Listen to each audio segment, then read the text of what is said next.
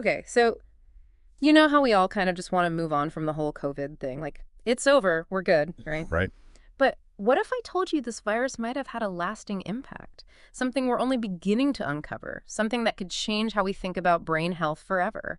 We're talking memory, cognitive function, potentially even increasing the risk of conditions like Alzheimer's. You know what's so fascinating is that for so long, we were mainly focused on the respiratory effects of COVID. Mhm. But the more we learn, it's like we're realizing this virus is capable of impacting like multiple systems in the body, and the nervous system is no exception. And to really dive into this, you sent over some seriously heavy research papers, Yeah. 3 to be exact, No. all dealing with this potential connection between COVID and the brain. Yes, and one of those papers, you only sent the title, is COVID-19 a risk factor for Alzheimer's disease? Which I have to say is a pretty loading question. Yeah, We'll definitely that circle back to that one, but we'll need to rely on the other two sources for the finer details. Okay, so title aside, let's talk about these other papers. One is a 2022 study from Nature titled SARS-CoV-2 is associated with changes in brain structure in UK Biobank. Now this one, from my notes, seems like it has some pretty groundbreaking findings. Absolutely. The UK Biobank study is kind of a game changer in COVID research Okay. because of its scale and design. They had brain scans of 785 participants from before they were infected with COVID. Wow. Think about that, a before picture for hundreds of brains. The eye is huge. So they weren't just looking at people who already had neurological conditions. They were able to track changes in otherwise healthy individuals. Exactly. That's what makes this research so powerful, you know. Yeah. It allows researchers to isolate the impact of the virus itself on brain structure. And what they found is, well, pretty concerning. Okay, don't hold back. Give us the headline. What did they see in those brains? One of the most significant findings was atrophy, and that's shrinkage, Right. and tissue damage in areas of the brain linked to the olfactory cortex, which is responsible for our sense of smell. And this is important because those areas are also involved in memory. Which, we're not totally surprised about the smell part, right? Because loss of smell was and is one of the more common symptoms of COVID, even in mild cases. Right, and that's what makes these findings even more alarming. This study primarily looked at mild cases of COVID, and even then they were seeing these structural changes. Okay. Yeah, that's where I start to get a little freaked out. If a mild case can have these effects, what does that mean for people who had more severe infections? It's a question researchers are, urgently trying to answer. And it's one of the reasons you wanted to explore that 2023 review paper titled Unraveling the Connection Between COVID-19 and Alzheimer's Disease, a comprehensive review.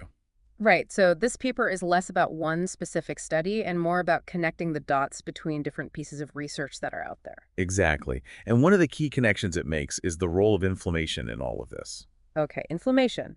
That word seems to be everywhere these days when it comes to health. It's a crucial concept to understand when we're talking about how COVID might be impacting the brain. So think of it this way.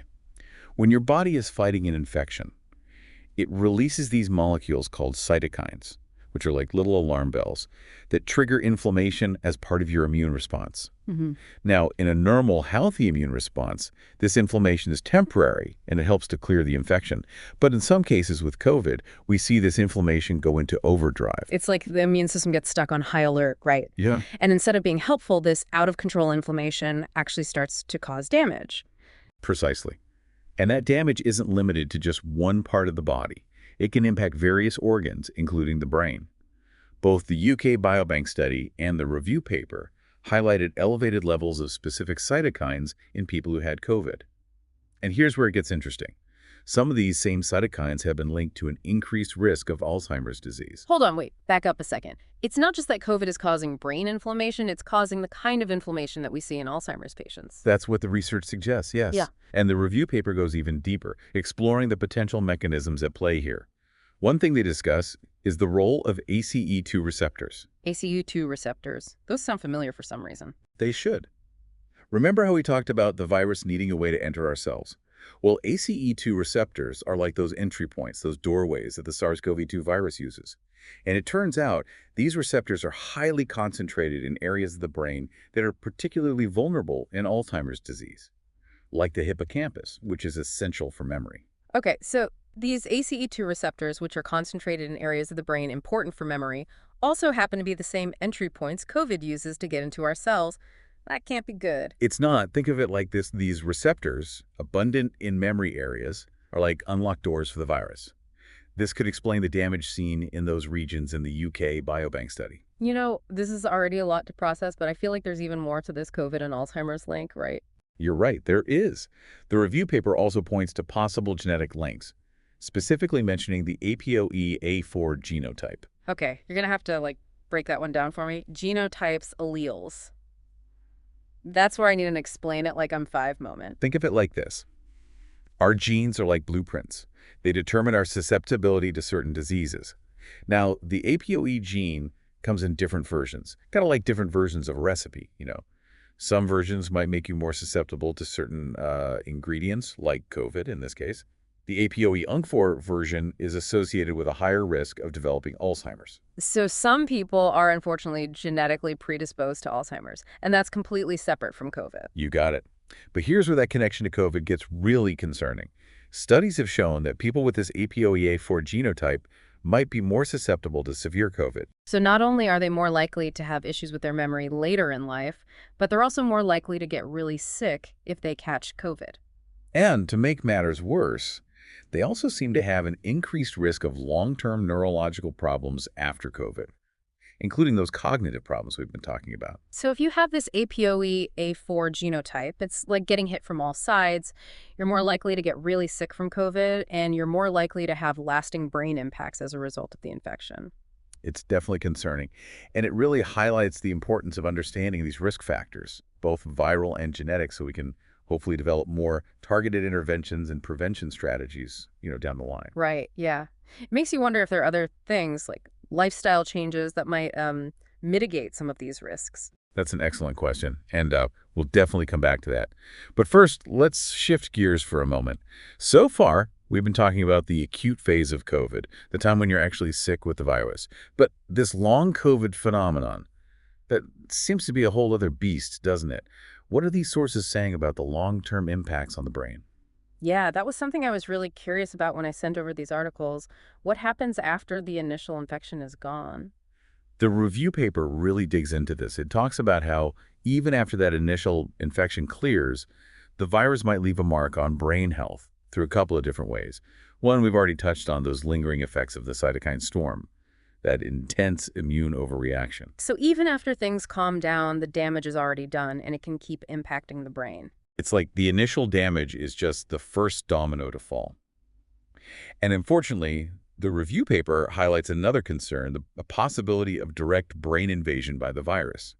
There's growing evidence that SARS-CoV-2 can actually cross the blood-brain barrier, which is supposed to be like a security system, protecting the brain from harmful substances in the bloodstream. Wait, so the virus has a way to bypass our defenses and get directly into the brain? And if that's the case, it opens up a whole other level of potential problems. That's right. And one of the main entry points they're seeing is, you guessed it, the olfactory bulb, that smell center we talked about earlier. So that loss of smell that many people experience with COVID, that could be a sign that the virus has actually invaded the brain. Okay, this is getting a little scary. It's definitely unsettling. And while we don't want to alarm anyone, I do think it's important to acknowledge that the research we've explored today suggests that COVID-19 could have significant and potentially long-lasting impacts on brain health. It makes you think twice about just brushing off even a mild case of COVID.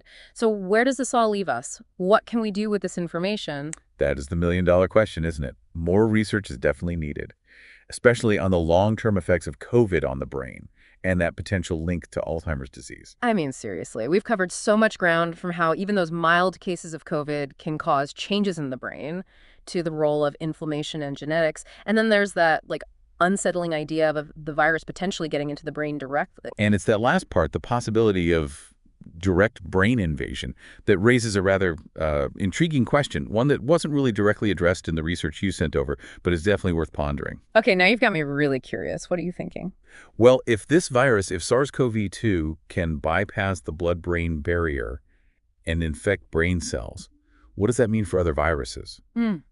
Could this be a mechanism at play in other neurological conditions or even neurodegenerative diseases beyond Alzheimer's? Wow, that's a pretty profound thought.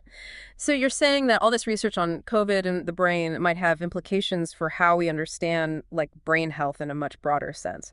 Exactly. It's like COVID has given us this new lens through which to view this, like, very complex relationship between viruses, the immune system, and the brain. And while the immediate focus is, of course, on COVID, the discoveries being made today, could really pave the way for breakthroughs in other areas of neurological research. That's actually a really hopeful thought to end on, because let's be honest, this deep dive has been, well, pretty heavy. But it's also sparked some really important questions and could ultimately lead to a better understanding of how to protect our most valuable asset, or our Yeah. brains. Not just from COVID, but potentially from, other threats as well. I think that's a great takeaway. This is a field that's rapidly evolving. And while there's still so much we don't know, the research we've discussed today highlights just how vital it is that we continue to, investigate and be proactive when it comes to our brain health. Well said. And to our listeners out there, we hope this deep dive has been informative and eye-opening, maybe even a little inspiring to really dig deeper into this fascinating and crucial area of research. We'll certainly be keeping a close eye on it, and we encourage you to do the same. Okay. So